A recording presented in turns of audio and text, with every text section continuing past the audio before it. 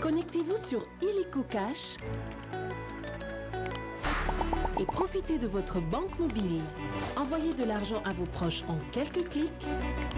Envoyez et recevez à l'international. Sélectionnez, scannez et payez. Liez vos comptes bancaires et gérez vos finances.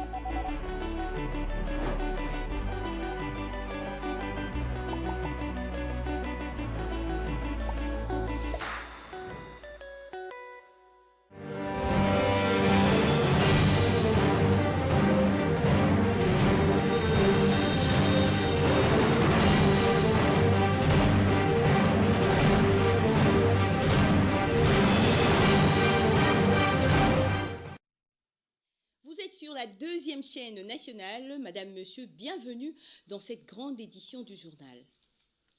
Le président de la République, Félix-Antoine Tshisekedi Tshilombo, a reçu successivement le jeudi 16 juin l'envoyé spécial des Nations Unies dans les Grands Lacs, accompagné de Bintou Keïta, représentante spéciale du secrétaire général des Nations Unies en République démocratique du Congo et chef de la MONUSCO.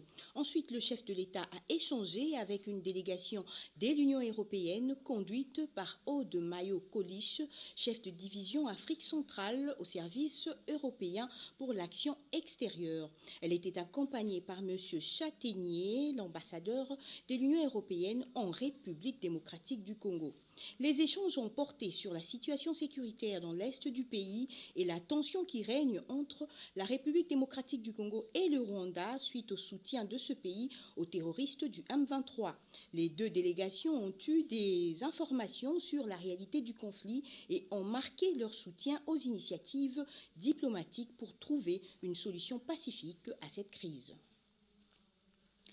Les FARDC reçoivent un soutien tous azimuts pour restaurer la paix durable dans les zones touchées par les affrontements entre l'armée et les rebelles. Le soutien vient cette fois-ci des sourds-muets qui ont témoigné leur encouragement aux FARDC. C'était lors d'une marche de soutien organisée jeudi pour chuter à la place des évolués.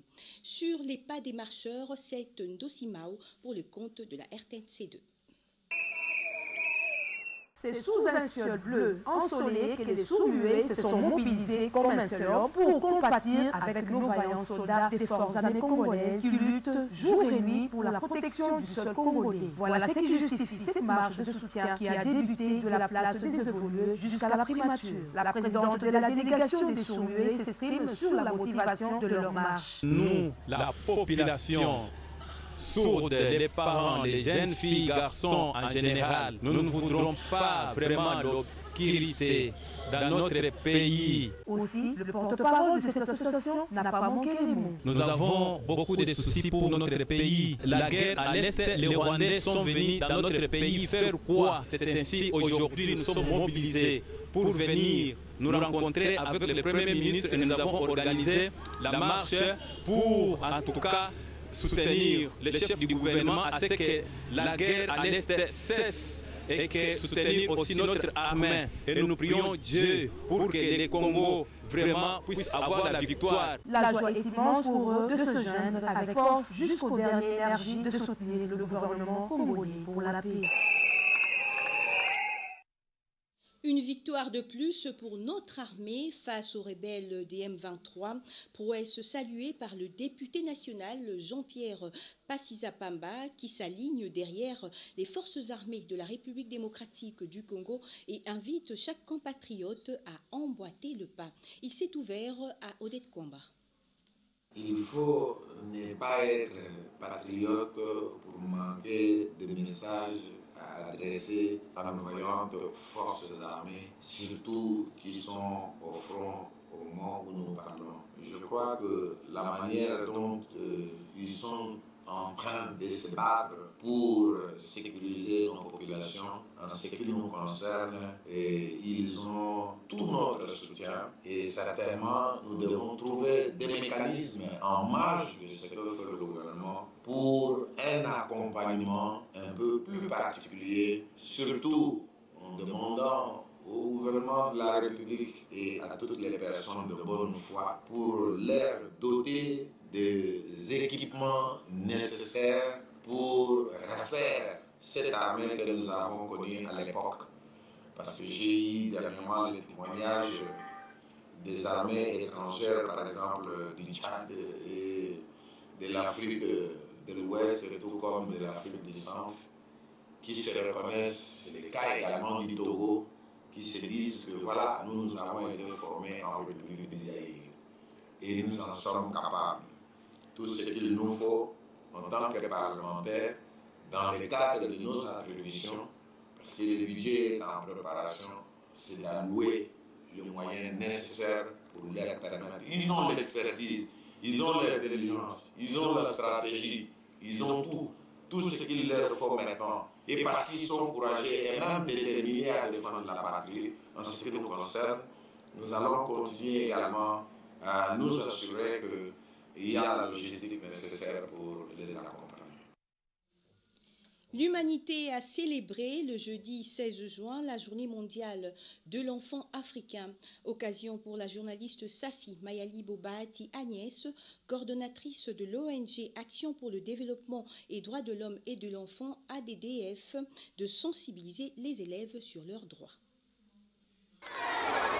Les élèves de l'école primaire 1 et 2 de Matongé ont été sensibilisés sur les origines de la journée du 16 juin qui a été instaurée suite au massacre des enfants à Soweto en République sud-africaine. Il y a de cela plusieurs années à l'époque de l'apartheid. Dans sa casquette d'activiste de droits humains, Madame Safi explique le sens de cet événement. Nous sommes Action pour le développement des droits de l'enfant et de la femme.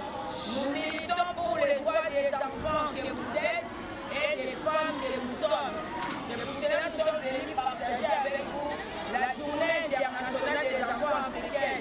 Cette cérémonie s'inscrit dans le cadre de la célébration de la bravoure des enfants noirs sud-africains qui avaient bravé le gouvernement de l'époque, le gouvernement du Premier ministre Johannes Forster, qui avait donc déployer les forces de la police pour réprimer la marche des enfants. Les enfants avaient protesté contre l'instauration de la langue afrikaans comme langue d'enseignement au niveau, comme on dit, enseignement de base. Et les enfants n'ont pas toléré parce qu'ils avaient déjà une langue officielle, l'anglais. Et à part cela, ils ont aussi d'autres langues, les Zoulous, le Xhosa et tout ça. Pourquoi seulement la langue afrikaans? C'était une façon de dominer donc davantage les enfants. Les enfants avaient protesté, ils ont manifesté. C'était le 16 juin 1976, ils ont bravé la rue, ils ont mis des coups de botte dans la rue, et puis la police a ouvert le feu. Le bilan a été macabre, il y a eu des morts et des blessés. La journée du 16 juin 2022 était également une occasion pour la responsable de l'ONG ADDF d'exhorter les écoliers non seulement à connaître leurs droits, mais aussi et surtout leurs devoirs au sein d'une société. 7e journée d'échange citoyen de l'Inspection générale des finances face aux organisations de la société civile chargées de la lutte contre la corruption. C'était jeudi 16 juin à l'amphithéâtre Félix-Antoine Tshisekedi Tshilombo de l'IGF. Des précisions avec Judith Mambabois. Dans le cadre de sa stratégie de faire approprier à tout Congolais la lutte contre les antivaleurs déclenchée par le président de la République, Félix-Antoine Tshisekedi Tshilombo, qu'est l'Inspection générale des finances, lors de sa 7e journée d'échange aux citoyens, ce jeudi 16 juin 2022, s'est réunie avec la société civile congolaise chargée de la lutte contre la corruption, au fin de créer un cadre de concertation et de mutualisation des efforts pour contrer la prédation publique en République démocratique du Congo. Il était important de nous entretenir avec les grands acteurs qui animent la société civile congolaise impliquée dans la lutte contre la corruption pour que nous puissions créer un cadre de concertation pour mutualiser nos efforts afin de repousser ces fléaux. Les acteurs actifs de la société civile qui militent contre la corruption au Congo-Kinshasa ont tous azimuts adhéré à l'idée de mettre en place ce cadre permanent de concertation en synergie d'action entre l'IGF et la société civile. Nous appuyons le travail qui est fait par l'IGF. C'est un travail très important et voire même historique pour la République démocratique du Congo. La porte qui vient de s'ouvrir aujourd'hui, de mettre en place un cadre de concertation entre l'IGF et la société civile, nous estimons que c'est en fait la réponse à la demande qui a toujours été celle des organisations de la société civile. Nous venons soutenir l'IGF. Nous les soutenons en tant qu'organisation de la société civile, mais nous avons ressenti tous besoin d'un cadre de concertation. Nous sommes à l'IGF aujourd'hui. Nous considérons que ce n'est pas la première fois. L'IGF a ouvert ses portes à tous les concitoyens parce qu'un franc dépensé par l'État congolais doit être contrôlé. Je crois que le travail de l'IGF doit être appuyé par des textes clairs et des textes qui puissent permettre à ce que chaque citoyen dans ce pays comprenne que la bonne gouvernance, la lutte contre la corruption et le détournement des deniers publics constitue une endémie que nous devons à tout prix combattre jusqu'à la dernière énergie. Il faut noter que l'une des conventions des Nations Unies en matière de la lutte contre la corruption encourage cette résolution de travail en synergie entre l'IGF et les organisations de la société civile en la matière. Le fédéral du parti, l'Alliance pour la bonne gouvernance du territoire de Fidi, en tournée de sensibilisation dans son fief électoral. Il en a profité pour échanger avec la section de Mutambala et sous-section de Sébélé sur la bonne gouvernance en République démocratique du Congo en vue de soutenir la vision du chef de l'État, celle du développement à la base de 145 territoires. C'est un reportage signé Odette Nenenkwamba. Redynamisation du parti Alliance pour la bonne gouvernance dans le Sud Kivu, plus précisément à Fizi. Le fédéral du territoire de Fizi, Imani Kashindi, qui a implanté ce parti dans la ville de Baraka, continue à réveiller la population sur l'objectif poursuivi par ce parti, cher à Jonathan Bialoussou Kawata et Jean-Pierre Passisa-Pamba, celle de mieux gérer ce pays par la bonne gouvernance, tout en s'appuyant sur le chef de l'État Félix Antoine Tshisekedi Tshilombo dans son programme du développement à la base. Dirigé dans l'intérêt du peuple, la lutte contre la corruption et les antivaleurs est le leitmotiv de ce parti qui prend la bonne gouvernance. À Mutambala, dans la section de Bébélé, le président sectionnaire Bakari Mounini Bamous parle de sa motivation pour adhérer dans l'ABG. Je m'appelle Bakari Mounini Bamous. Je suis le vice-président de la FEC du marché Mwenyezi. Je suis dans l'ABG parce que j'ai entendu parler du terme bonne gouvernance. Je n'ai jamais aimé la politique, mais je pense que dans ce parti, il y a un changement par rapport à ce terme bonne gouvernance. Venez, soutenons ce parti. Il s'est de noter que l'ABG veut réveiller la jeunesse pour se prendre en charge et d'appuyer la bonne gouvernance. La prochaine étape, ça sera Fizi Centre et Baraka pour rencontrer les autorités territoriales.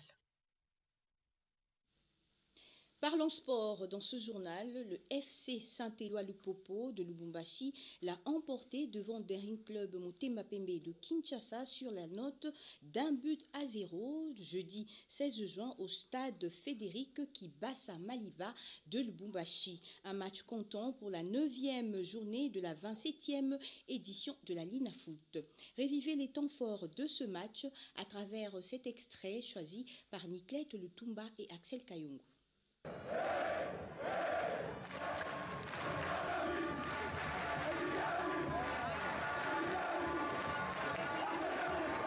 Une foule immense, des chants et des cris de joie pour une ambiance incandescente. C'était la folie au stade Frédéric Kibasa Maliba ce jeudi soir pour célébrer le retour des cheminots sur l'échiquier continental. Le football club Saint-Éloi-Lupopo n'avait plus disputé une compétition africaine depuis 6 ans et 2 mois.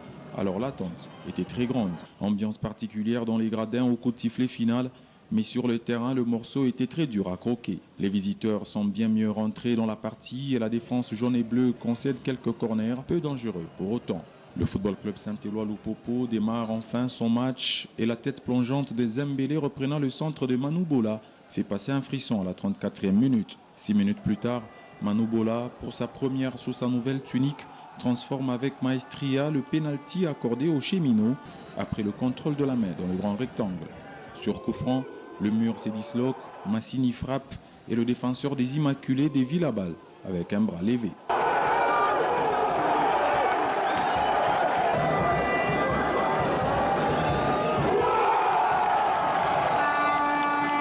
Avec un autre visage, plus conquérant qu'en première période, les Viettes s'installent dans la moitié du terrain adverse et réussissent à se procurer des occasions, mais leurs attaquants manquent des réussites.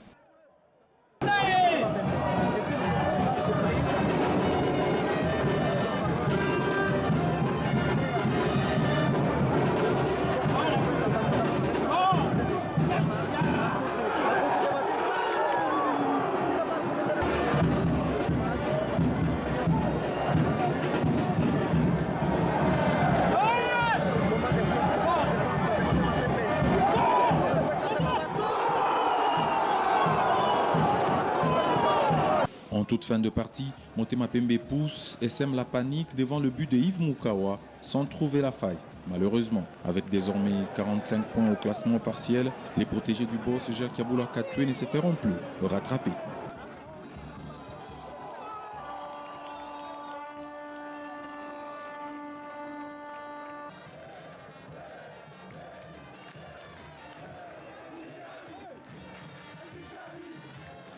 Et au classement, le tout-puissant Mazembe, premier avec 48 points. L'As Vita Club et l'FC Saint-Éloi Lupopo complètent le podium avec 45 points chacun. Bazano, quatrième avec 32 points et 19 matchs joués. 15 matchs pour Maniema Union et 17 matchs pour le cercle sportif Don Bosco qui sont à ex-aequo avec 31 points. Les Immaculés du DSMP se sont embourbés 28 points en 16 sorties. Et enfin, l'AC Rangers et l'US Panda et Dauphin Noir dans la zone rouge avec chacun 28, 24 et 23 points. C'est donc le tout-puissant Mazembe et l'ASV Club qui représenteront la République démocratique du Congo à la Ligue des champions de la CAF. Et fort de sa 3e place dans le classement, Saint-Éloi Lupopo disputera la prochaine Coupe de la CAF où il se fera accompagner du vainqueur de la 57e édition de la Coupe du Congo. Voilà, c'est par cette note sportive que nous mettons fin à ce journal. Madame, Monsieur, merci de nous avoir suivis. Restez branchés sur le programme de la RTNC de développement. Au revoir.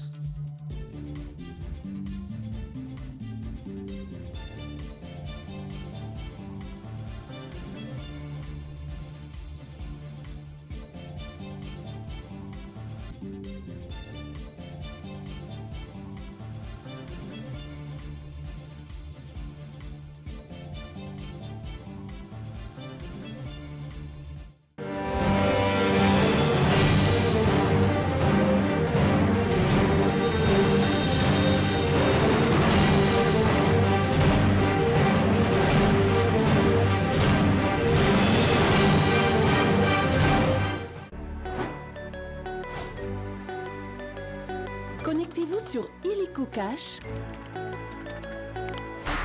et profitez de votre banque mobile. Envoyez de l'argent à vos proches en quelques clics. Envoyez et recevez à l'international. Sélectionnez, scannez et payez. Liez vos comptes bancaires et gérez vos finances.